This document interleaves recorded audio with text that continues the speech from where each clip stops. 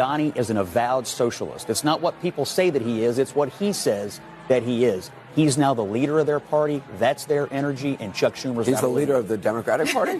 Let's swear. There is no. Who is the leader? Can someone tell me? He's a life raft for Republicans who have to go on TV and get their asses kicked. You own this now. You all own this now. We've had progressive mayors that I don't think anybody thought that de Blasio was. He's the best actor you all have, is he not? Listen, Mamdani. Here's what I'll say.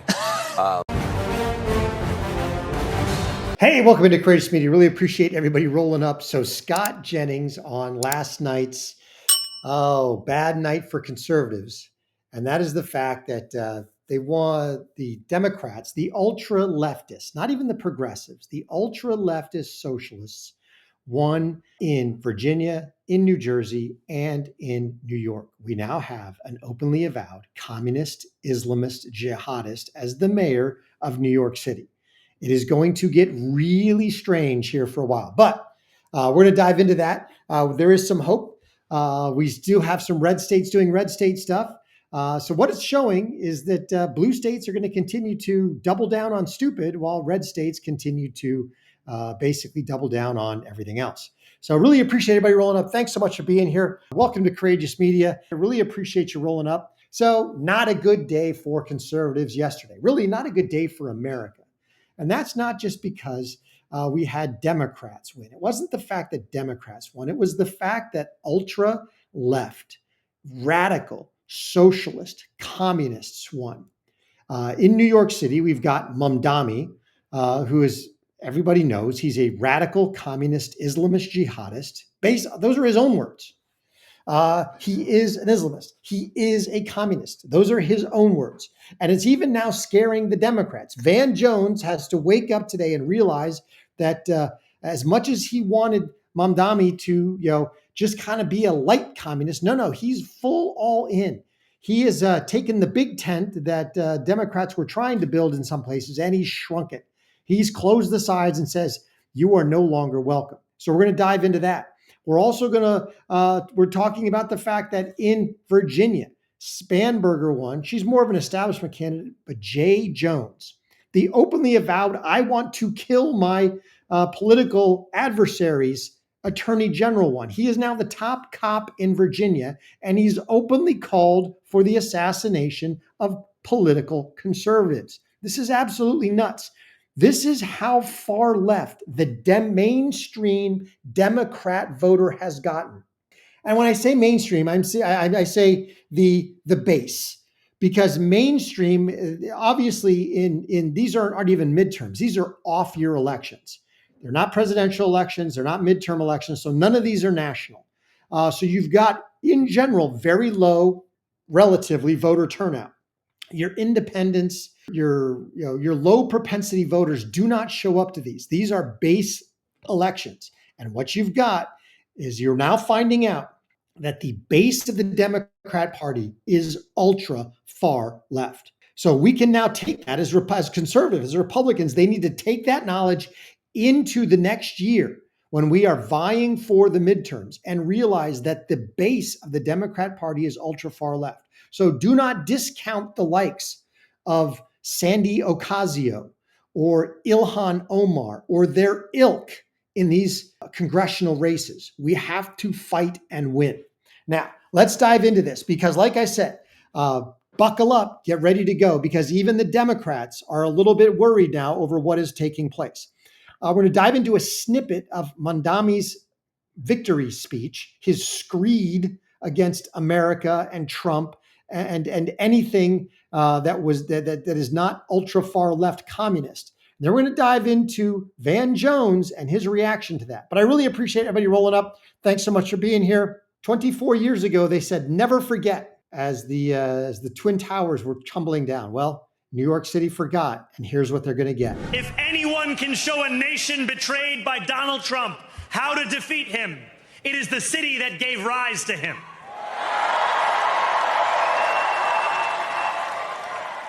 And if there is any way to terrify a despot, it is by dismantling the very conditions that allowed him to accumulate power. This is not only how we stop Trump, It's how we stop the next one.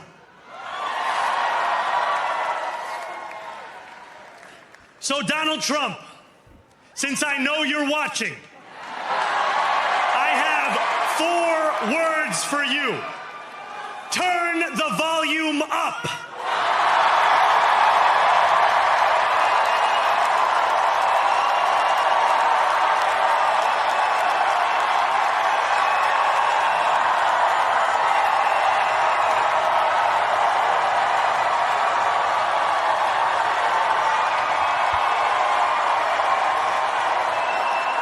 We will hold bad landlords to account because the Donald Trumps of our city have grown far too comfortable taking advantage of their tenants. We will put an end to the culture of corruption that has allowed billionaires like Trump to evade taxation and exploit tax breaks. We will stand alongside unions and expand labor protections because we know, just as Donald Trump does, that when working people have ironclad rights, the bosses who seek to extort them become very small indeed. New York will remain a city of immigrants, a city built by immigrants, powered by immigrants, and as of tonight, led by an immigrant.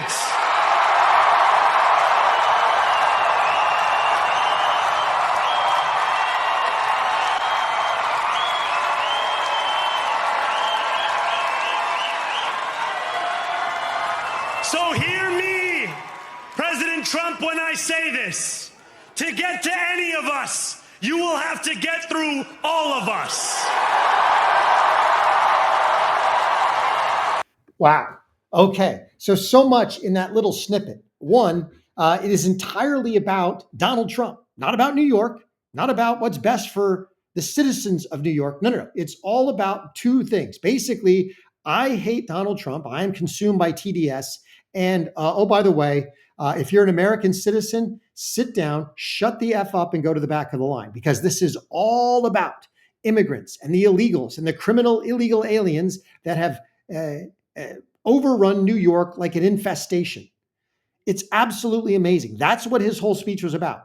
I did find it ironic that he said that they were going to hold bad landlords to account. You mean like Letitia James with her 5-unit brownstone there that she claims is a 4-unit brownstone, and she's basically ripped off the city of New York and the state of New York based on that for decades. Are we going to go after her, Zohran? Probably not. No, because it's rules for thee, not for me or for us. So no, there will be no backlash against Letitia James for her fraudulent reporting of her 5-unit building. No, there'll be none of that. We're going to suddenly basically hold taxpayers to account. How is that? You don't have the power. That is a state function. Now, the only thing you can do is try to expand New York City taxes, but you've already got 800,000 people that are looking to leave. And if you just get 10 to 15% of the ultra high net worth people, they take their business, their top employees, and their income out of the city of New York, your tax base crumbles to the point you cannot do anything. This is looking very much like potentially New York City in the 70s, before it really got bad enough and Giuliani took over. When New York City was essentially bankrupt, it had to get bailed out. It was full of crime, full of bad. They didn't even have trash pickup at times. So if anybody remembers those days of New York, I think I could be wrong. That's what I predict we will see in the next few years. Now, this might all be hindered by the fact that Hochul probably won't even let him do half of his agenda. But it's not, for him, it's not about the agenda. It's not about the policy, so to speak. This is all about gaining a foothold for criminal illegal aliens in the United States of America. He is going to oppose Donald Trump and the ICE efforts in New York City. It's going to make life hell for legal immigrants and U.S. citizens in New York City. That's the unfortunate part. We're going to see if it gets bad enough. What do you think in the comments? Will it be bad enough? The Democrat politicians are completely backed by the globalist agenda. They're not necessarily scared of the Zohran Mamdani, although Cuomo was a Democrat. Cuomo was a mainstream establishment Democrat. I'm talking about some of the Democrats in the media now are looking at this and going, ooh, do we really want this? We're going to check in with Van Jones, also a communist. And this guy's even too communist for him. So it's absolutely amazing stuff. All right, let's dive into that because here is Van Jones talking about Mamdani's victory speech and just how unifying and amazing it was to have a progressive leftist take over the city of New York. Well, maybe not. Check this out. But I think he missed an opportunity. I think the Mamdani that we saw on the campaign trail, who was a lot more calm, who was a lot warmer, who was a lot more embracing, was not present in that speech. And I think that Mamdani is the one you need to hear from tonight. There are a lot of people trying to figure out, can I get on this train with him or not? Is he going to include me? Is he going to be more of a class warrior, even in office? I think he missed a chance tonight to open up and bring more people into the tent. I think his tone was sharp. I think he was using the microphone in a way that he was almost yelling. And that's not the Mamdani that we've seen on TikTok and the great interviews and stuff like that. So I felt like there's a little bit of a character switch here where the warm, open, embracing guy that's close to working people was not on stage tonight. And there was some other voice on stage. That said, he's very young. And he just pulled off something that's very, very different. So basically, here you got Van Jones saying, I don't know about this speech. He essentially closed the tent. When you heard that speech, all he had to say was Trump bad and immigrants good. If you're an American citizen, STFU. Basically, that's what I heard from that speech. If you heard something other than that speech, let me know because I'd love to hear it. From that little snippet of his speech, that's essentially all he had to say, Mamdani. Now, here's Van Jones basically talking about, the Mamdani that we saw on the campaign trails, far nicer, far better, far more accommodating. But remember, it's this version of Mamdani that we also saw on the campaign trail. So what version of Mamdani Van Jones saw, I'm not really sure. But remember that this is, a major portion of Mamdani's campaign with stuff like this right here. Laugh and agree when a radio show host said that I would cheer another 9/11. When I listened to the current mayor of this city explaining his decision to endorse Andrew Cuomo as a decision to ensure that New York City does not become Europe, that we do not leave it to violent extremists who burn churches in Nigeria.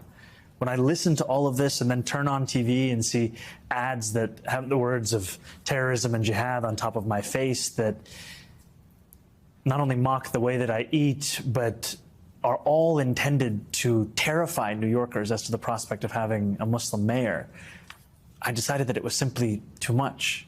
It was too much to think of these as the acts of desperate men looking to salvage the little power that they still had. It was, in fact, a reflection of Islamophobia within our political system that has become so endemic that when we hear it, we do not know from which party it comes. We just know that it is a fact.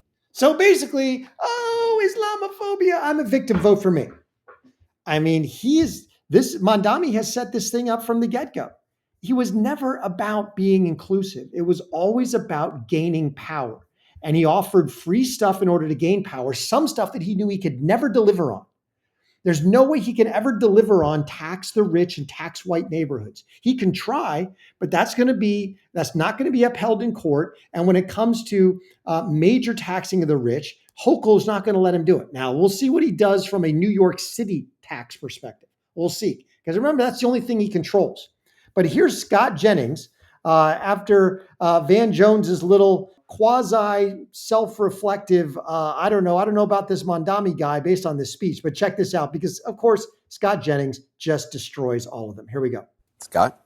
Oh, are you saying he wasn't the unifying voice of a generation that you predicted mere moments ago? Axe, where was the man that you predicted would not slice and dice? Look, guys, he started his speech by quoting Eugene Debs, who ran for president of the United States 5 times as the Socialist Party of America candidate. He repeatedly attacked people in Google this. No, I know my socialists. I keep a close eye on them. Yeah, I work close here. eye. So here's the thing. He went after everybody that he thinks is a problem. People who own things, people who have businesses. He said an interesting quote: "No problem too large for government to solve." Or too small, important. And so when you think of the world that way, that every problem, no matter how small or how large, is something for government to do, let me just decipher this for you. Tax increases as far as the eye can see, which means the people who need to provide jobs to the young people that you say need jobs are going to flee as quickly as they possibly can. I think this was a divisive speech, and he clearly sees the world in terms of the people who are oppressing you and the oppressed. And he said the oppressed are now in City Hall. Way to go, Scott Jennings. He's absolutely right. This was an utterly divisive speech. It wasn't about New York City at all. It was all about Trump derangement, and I'm going to shill for illegal aliens. It's absolutely nuts. And this is not what the real voters of New York City wanted. But he was able to cobble together the rich, progressive whites, the uninformed, ill-informed student class together into a coalition backed by, again, the fact that in New York City, criminal illegal aliens can vote. We saw that. If you didn't check out yesterday's video where James O'Keefe was able to uncover the fact that they have entire organizations dedicated to helping illegal aliens vote, regardless of their citizenship status in these local elections. And it is a major, major problem. You've got that going on also in Virginia and New Jersey. It's not limited strictly to New York, which accounts for a lot of the issues that we see in these blue state elections, which is why Mikey Sherrill and Spanberger and Jay Jones were able to win in those elections.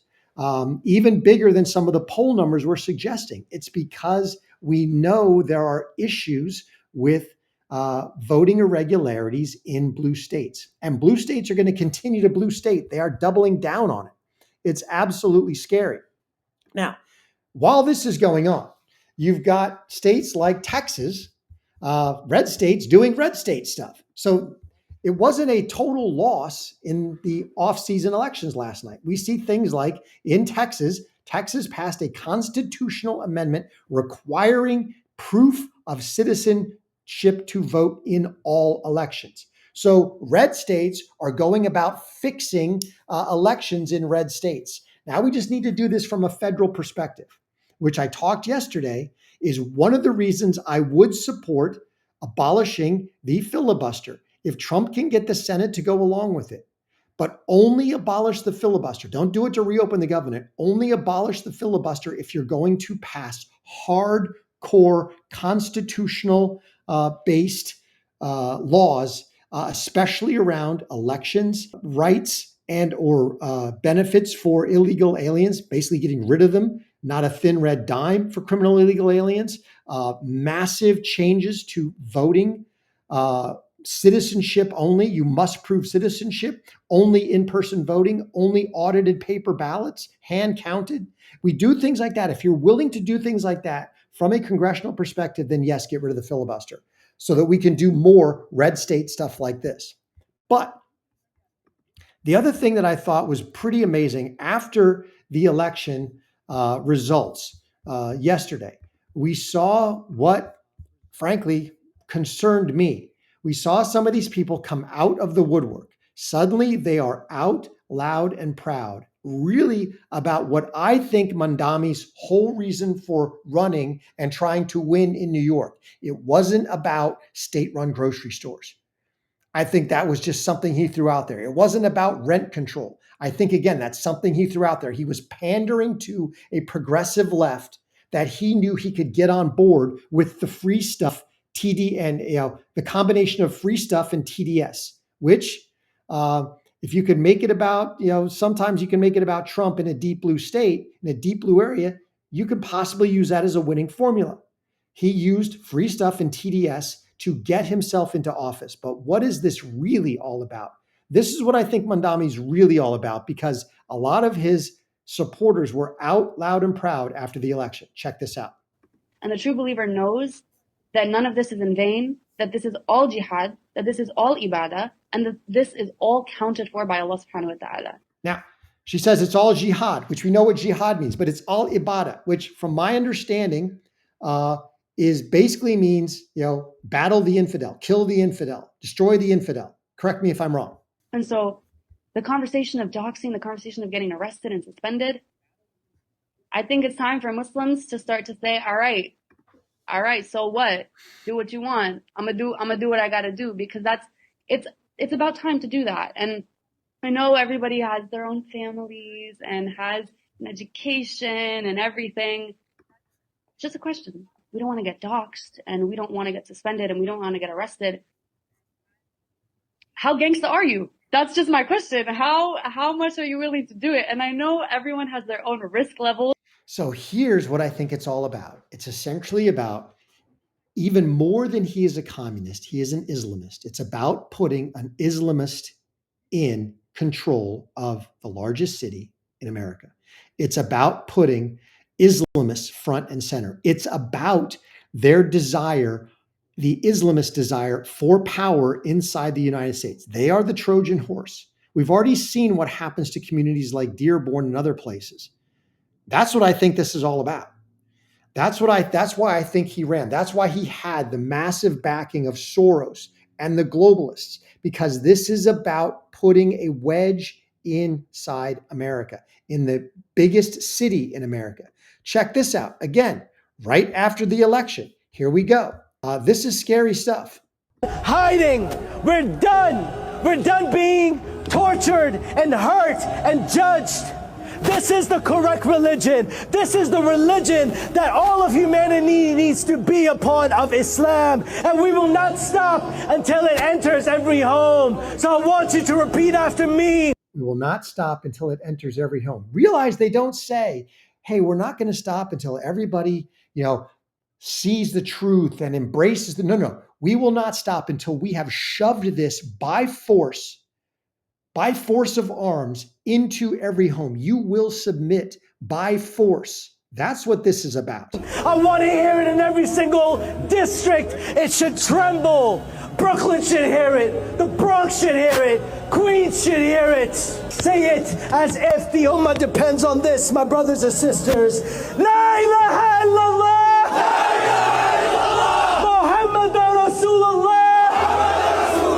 There is no God worthy of worship except Allah, the God of Jesus, the God of Moses, the God of Abraham, and the God of the last and final prophet Muhammad.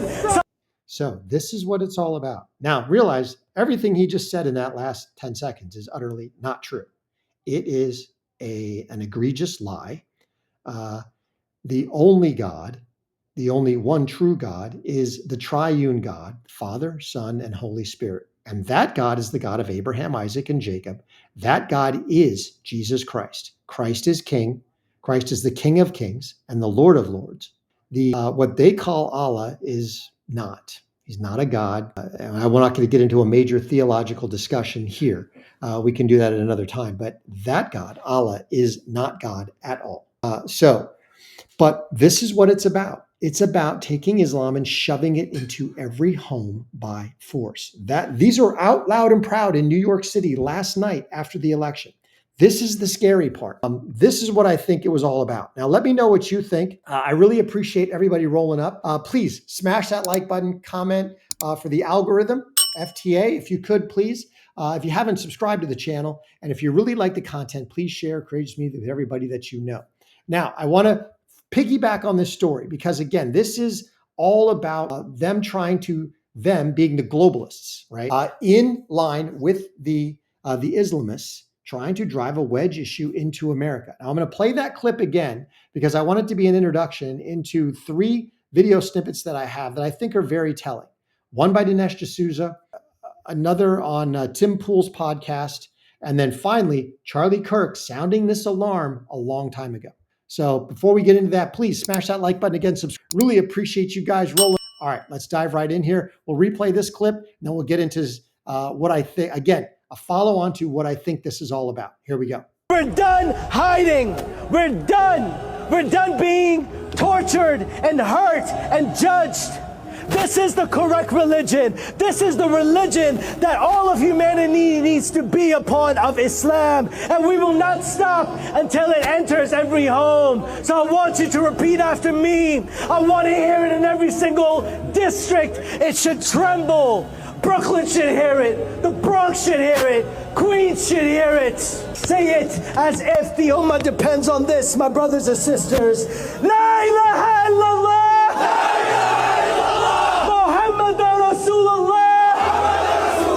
There is no God worthy of worship except. Hey, welcome to Creators Media again. So there you have it. This is what I think the New York City election was about. Now, the other elections that took place throughout the country were, not good for conservatives. Absolutely not. Spanberger in Virginia, Sherrill in Jersey, Jay Jones in Virginia. But again, these are deep blue states doing deep blue state nonsense, while we've got red states doing great red state stuff. But this election in New York, the fact that Mamdani ran, the fact that he won, the fact that he was backed by every globalist organization, the fact that he took a whole bunch of illegal money from the Soros Foundation, that's already been uncovered. I want to see where that investigation is going to go. Because Soros essentially took money and funneled it through individual contributors in order to bypass election law and call it grassroots. So we've got all that going on. But I want to get into this because Dinesh D'Souza was on podcast talking about his red-green axis, of evil victory arch. And this, I think, all comes down to what is the real danger here. The real danger is not that we have an extreme progressive knucklehead in charge of New York. If it was only about that, we'd simply wait a couple of years, see that all their policies failed. We know exactly what they would do. They would blame wealth. They would blame the wealthy. They'd blame somebody else. It wouldn't be about the policies. The media would try to back them up. But again, it would be another linchpin in the fact that, hey, let's not do this.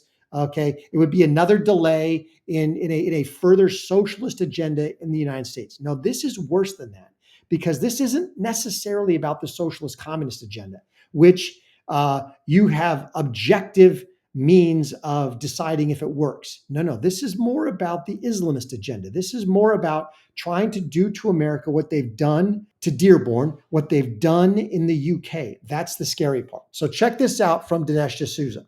And let me know what you think in the comments. Please smash that like button, subscribe if you haven't already to the channel. Here we go.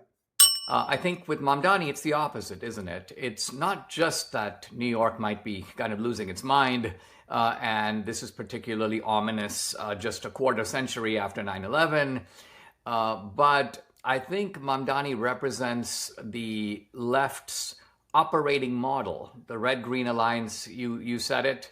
My wife calls Mamdani an Islamic human victory arch, by which she means the tendency of Muslim conquerors over the centuries to put victory arches on top of churches that they conquered or cities that they conquered, like Jerusalem. And but we can be pretty sure that if Mamdani wins in New York, as seems likely at this point, that model will then be applied to other blue cities and also to blue cities in red states. It might become the Houston model and the Dallas model. So this is not something that would be confined to the San Franciscos of the world or the Los Angeleses of the world. We could see it happening all over the country, and that suggests that we need a very strong and powerful conservative movement, a strong and powerful MAGA movement, and a strong and powerful right. I think that there is an inherent paradox in these situations, which I would put this way. If the Democratic Party in general were to move to the center, that would be, in a way, good for the country, because it would be the case that not in every election are we putting our whole way of life at stake. But it would also make that Democratic Party more difficult to defeat, because it would be closer to the mainstream of what most Americans think and feel. So What we're dealing with is the exact opposite. If the Democratic Party pulls further to the left, if it explicitly embraces socialism, if it starts making common cause with global jihadis, well, on the one hand, we could say that's good news because now we can hang that millstone around their neck and they're going to be less electable on the national level. That's the good news. But the bad news is that if by some chance they win, then we are looking at the almost active destruction of what we call the United States of America. So on the one hand, there are some political gains to be had from a Mamdani. He is toxic, and he will be toxic in national elections. And we will, in fact, try to hang him around the neck of the Democratic Party. On the other hand, I do think that long-term, this kind of thing does not bode well for the country as a whole. Dinesh D'Souza, folks, is the host of our... So he's absolutely right. This does not bode well for the country as a whole.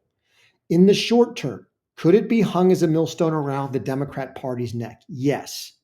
But the problem is, there's two major problems that I see in this. One is that it shows that the rampant migration, the unchecked, unfettered, illegal migration into this country is having a profound effect in changing the very demographic and base instincts, core beliefs, values of the American populace. I won't say the American electorate, because there's a whole swath of these people that are voting illegally. So this is where Trump and Tom Homan and others need to step up their efforts. We need to see 100,000 deportations a day. Well, 10,000 a day. That's 3.6 million a year. We need to see 10,000 deportations a day so that by the time Trump's presidency is over, we can have deported at least 12 to 15 million people. They need to get them out of the country. At the same time, this is why I am becoming more and more, let's say, supportive of Trump's nuclear option. Get rid of the filibuster. But again, only do it. Only do it if you've already got agreement from the House and the Senate that we are going to pass the most right-wing agenda we possibly can. And that'll get done. Make sure you've already got the votes for voter ID, in-person voting, audited paper ballots, hand counted only for national elections, because they can't mandate state elections, but they can mandate what the states do for national offices, for all of the House, all of the Senate, and the presidency. They can do that. So they can do things that will make it nearly impossible for Democrats to win in the future, and that will completely undercut their base. At the same time, the other thing that would have to happen if we were to go with the nuclear option is redo the census right now. Right now, redo the census ideally prior to the midterms. I don't think you can get it done, but certainly prior to 28, redo the census and reapportion all of the House seats and hence, by default, the Electoral College votes prior to the 28 national presidential election. That can be done because a new census that does not count illegal aliens and that shows all of the COVID migration and even some of the recent blue state migrations into red states would possibly shift the Electoral College balance of power such that the Democrats would be on the outside looking in. They would have to win every single blue wall state and then some to win an election. They would start behind the eight ball. You could see California lose 10 seats. So if we're going to fight fire with fire, I can see getting rid of the filibuster, but only if you've got it preset that you've got all the votes to do those things. Let me know what you think in the comments. But he's absolutely right. Dinesh D'Souza is. This is a grave threat to the way of life in America. Now, I want to jump into the Tim Pool podcast because he was talking, and they were talking about the fact that essentially what Mamdani did is he promised a whole bunch of free stuff. And he basically co-opted a group of voters that should have nothing to do with Islamists. But here they are. And they've been able to cobble this thing together through essentially lies and innuendos and misinformation and get him into office, which is the problem. He's the Trojan horse. Here we go. Protest vote. So his constituencies were Muslims, South Asians, and then these 20 to 30 something overeducated, over-credentialed, downwardly mobile hipsters in Bushwick and Brooklyn who think they're the working class because they failed to get like amazing jobs and have student loan from getting, degree upon degree upon degree. They have enormous contempt for labor. And as a result, they want things from the government despite Tim being like the most privileged people on planet Earth. And Mamdani is their avatar. This is a guy who's like a total Nepo baby, never worked a day in his life, lives off his parents, but makes it seem cool, right? Like it's cool to like live off your parents, be a total failure if you can make great content for social. They don't actually want him to do any of this stuff. They would never dream of shopping in an Aldi. Forget about a free supermarket. These are people who spend $12 on a cold brew. Okay, Tim, it's all one big virtue signal. They feel like the government should pay them to make their shitty podcasts. And this is just a protest vote for them. She's absolutely right. The group that he cobbled together are rich leftist students, people who have gotten degrees, whether they got student loans or not, or they got paid by mommy and daddy. They now have these fancy looking degrees in women's studies, gender studies, LGBTQ studies, French, 6th century French poetry, underwater basket weaving, and they can't get a job. And so now they want the government to pay them. These people hate labor. The idea of being an AC technician or an electrician or a plumber, these people hate that. The Mamdanis of the world hate that. Realize that Mamdani is not working class. He billed himself as working class. He's not. He grew up in ultra wealth. He's never had a real job in his whole life.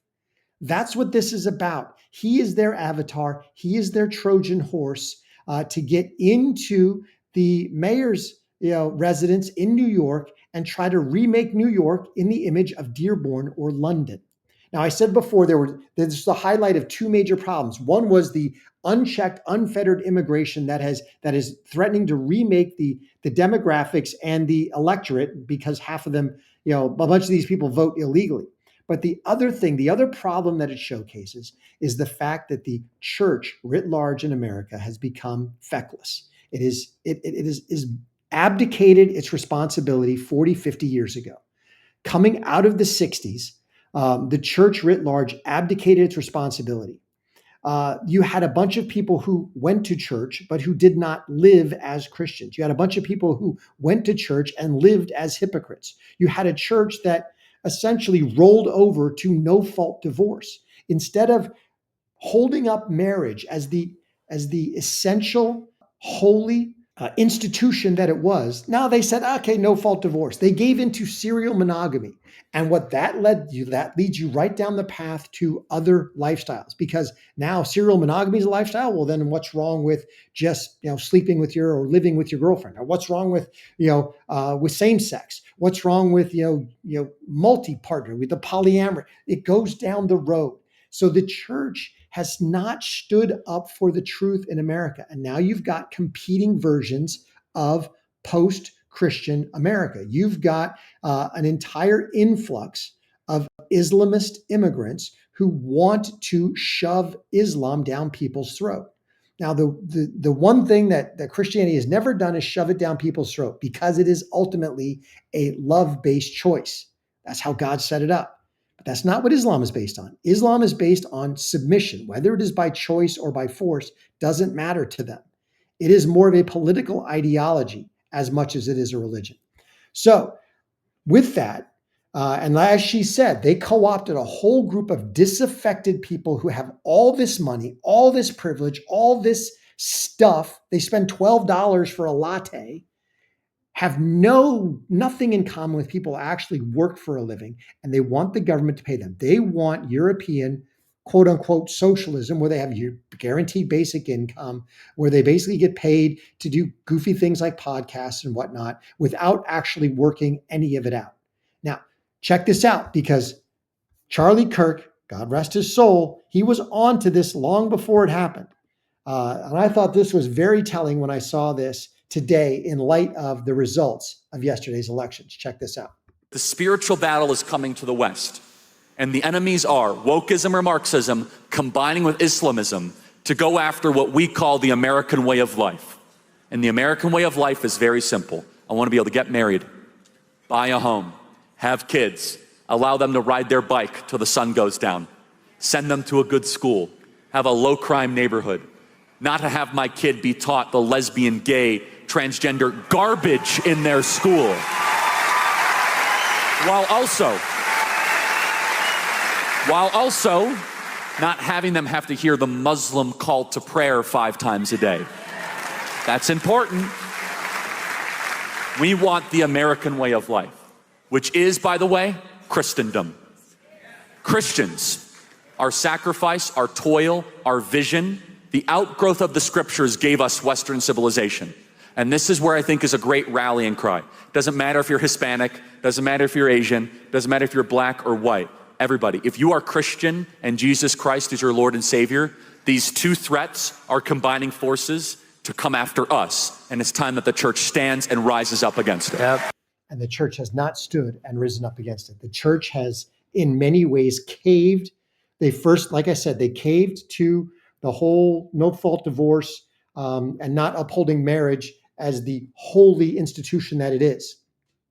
And they have since, in general, caved in a lot of ways to the whole LGBTQ. You've got whole sections of Christianity that have bought into the it's okay to be gay and Christian. Hey, if somebody wants to be gay in light of Christianity, that is fine. We are not the moral police. We're not going to make you behave. Christianity is a choice. It is a free will choice to follow God, to follow Jesus.